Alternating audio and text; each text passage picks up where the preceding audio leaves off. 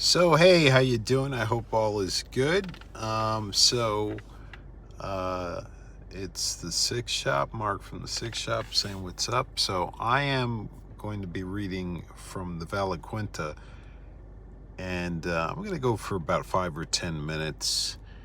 And I got on a little bit late. I'm going to leave a little bit early, and I'm going to leave a little bit early.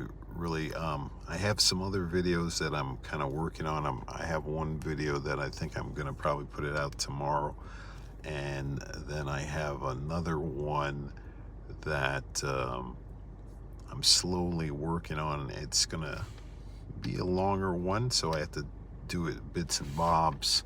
It's going to be something looking at Sauron. So I have a video about Sauron that I'm working on. I'm gonna not get too specific about it until it's done. And let's take a look at the Valaquenta.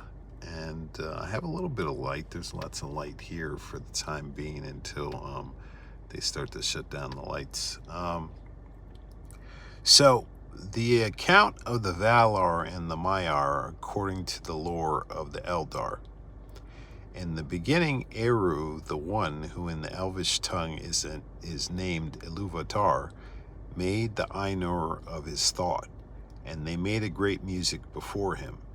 In this music the world was begun, for Iluvatar made visible the song of the Ainur, and they beheld it as the light in the darkness. And many among them became enamored of its beauty and of its history, which they saw beginning and unfolding as in the vision. Therefore Iluvatar gave to their vision being, and set it amid the void, and the secret fire was sent to burn at the heart of the world, and it was called Ea. Then those of the Ainur who desired it arose and entered into the world at the beginning of time, and it was their task to achieve it, and by their labors to fulfill the vision which they had seen. Long they labored in the regions of Ea, which are vast beyond the thought of elves and men, until in the time appointed was made Arda the kingdom of earth. Then they put on the raiment of earth and descended into it and dwelt therein. Of the Valar, the great among these spirits the elves name the Valar, the powers of Arda, and men have often called them gods. The lords of the Valar are 7, and the Valir, the queens of the Valar, are 7 also.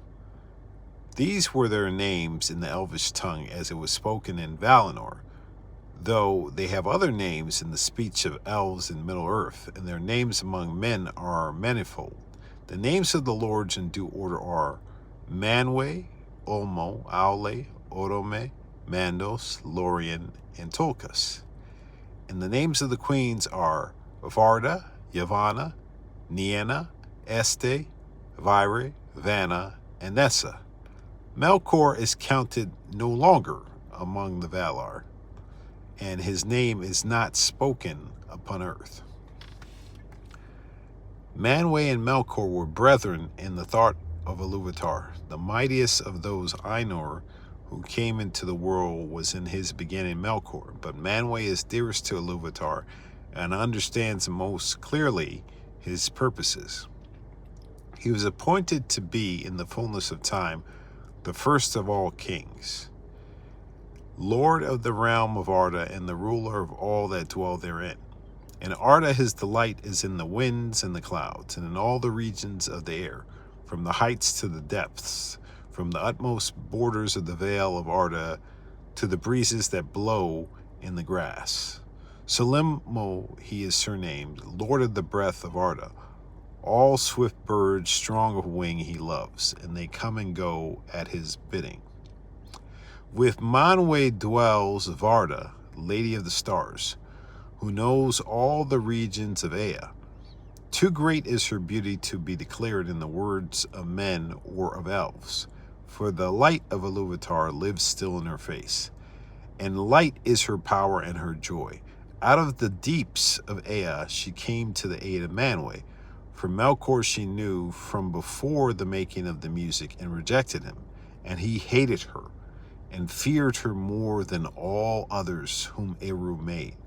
Manwë and Varda are seldom parted, and they remain in Valinor.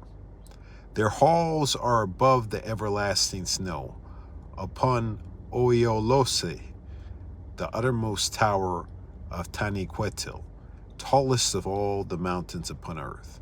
When Manwë there ascends his throne and looks forth, if Varda is beside him, he sees further than all other eyes, through mist and through darkness, and over the leagues of the sea. And if Manwë is with her, Varda hears more clearly than all other ears the sound of voices that cry from east to west, from the hills and the valleys, and from the dark places that Melkor has made upon earth. Of all the great ones who dwell in this world, the elves hold Varda most in reverence and love. Elbereth they name her, and they call upon her name out of the shadows of Middle-earth, and uplift it in the song at the rising of the stars. Olmo is the Lord of waters. He is alone. He dwells nowhere long, but moves as he will in all the deep waters about the earth or under the earth. He is next in might to Manwë, and before Valinor was made, he was closest to him in friendship.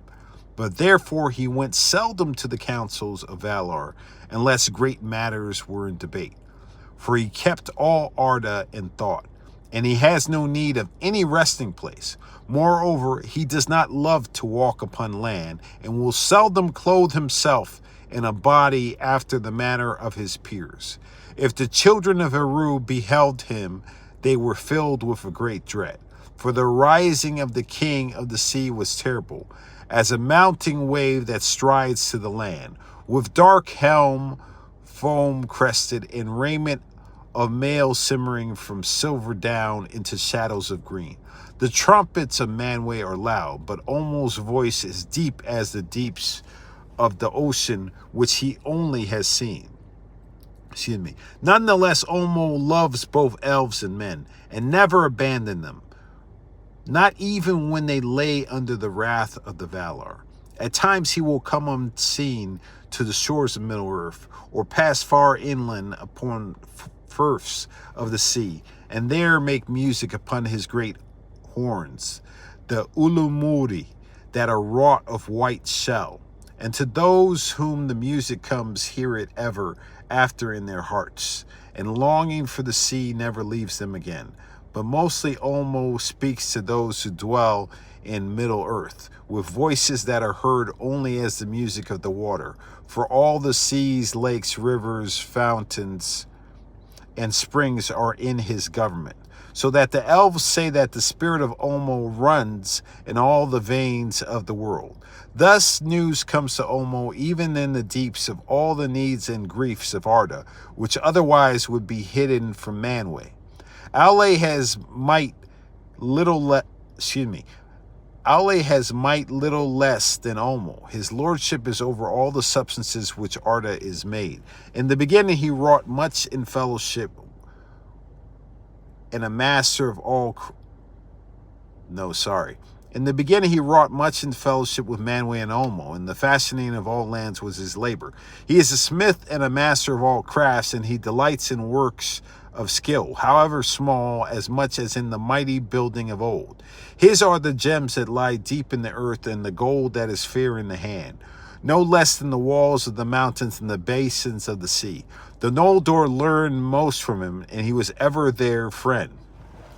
Melkor was jealous of him, for Aule was most like himself in thought and in powers, and there was long strife between them, in which Melkor ever marred or undid the works of Aule, and Aule grew weary in repairing the tumults and disorders of Melkor. Both also desired to make things of their own that should be new and unthought of by others, and delighted in the praise of their skill. But Aule remained faithful to Eru and submitted all that he did to his will.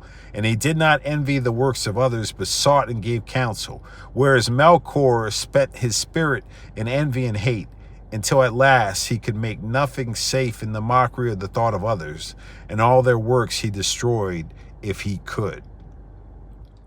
The spouse of Aule is Yavanna, the giver of fruits. She is the lover of all things that grow in the earth, and all her countless forms she holds in her mind, from the trees like towers in forests long ago, to the moss upon stones, or the small and secret things in the mold.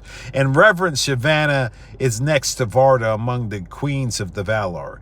In the form of a woman she is tall and robed in green, but at times she takes other shapes.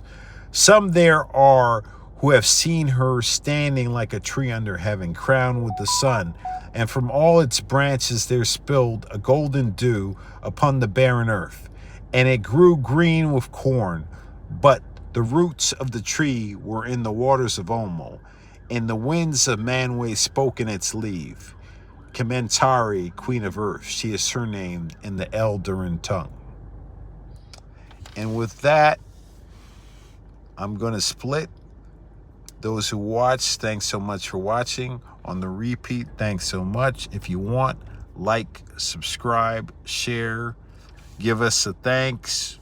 Every little bit helps. Check out my website, www.sabkhaz.com. Later.